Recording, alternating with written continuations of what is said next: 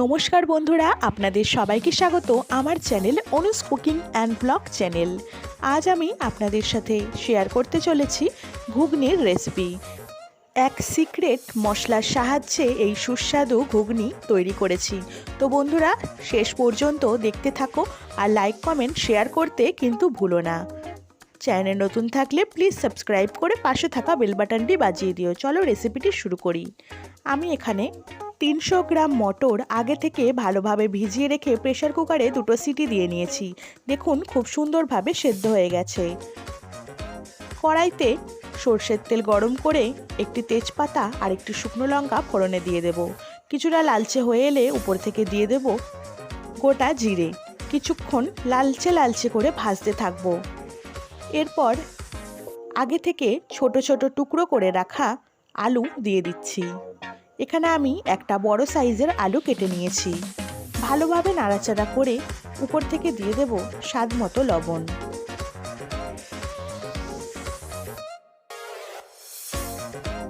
স্বাদ মতো লবণ দিয়ে ভালোভাবে নাড়াচাড়া করে ঢাকনার সাহায্যে ঢেকে রাখছি। ঢাকনা খুলে 2-1 বার ভালোভাবে নাড়াচাড়া করে নিয়ে ভালোভাবে আলুটা লালচে লালচে করে ভেজে নেব।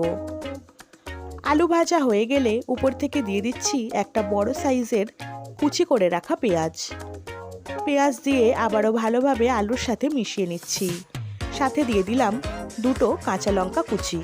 আবারও ঢাকনা দিয়ে ঢেকে রেখে দিচ্ছি।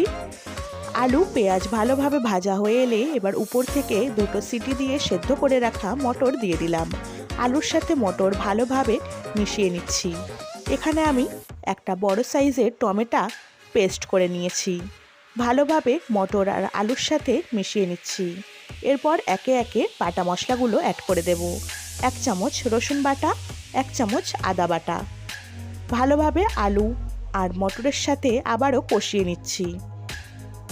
গ্যাসটা একটু লো ফ্লেমে দিয়ে হলুদ গুঁড়ো, লঙ্কার গুঁড়ো আর বাড়িতে তৈরি স্পেশাল সিক্রেট মশলা, এই মশলাটা যে কোনো রান্নাতেই আপনারা ব্যবহার করতে পারেন। বিশেষ করে চিকেন, মাটন বা কিছু মাছের ঝালের রেসিপিতে দুর্দান্ত স্বাদের লাগে।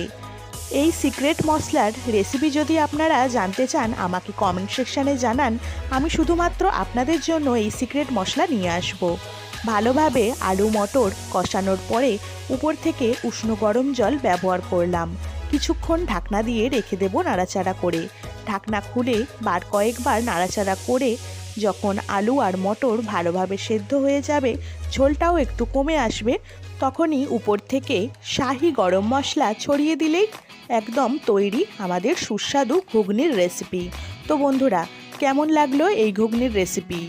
বাড়িতে এই ঘুগনির ওপরে অল্প একটু পেঁয়াজ কুচি আর ঝুরি ভাজা ছড়িয়ে দিলেই একদম দোকানের মতো টেস্ট পাবে।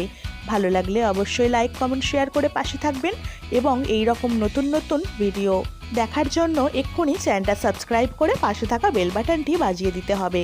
তো বন্ধুরা, আজ এই পর্যন্ত। সবাইকে অসংখ্য ধন্যবাদ ভিডিওটা পুরো দেখার জন্য।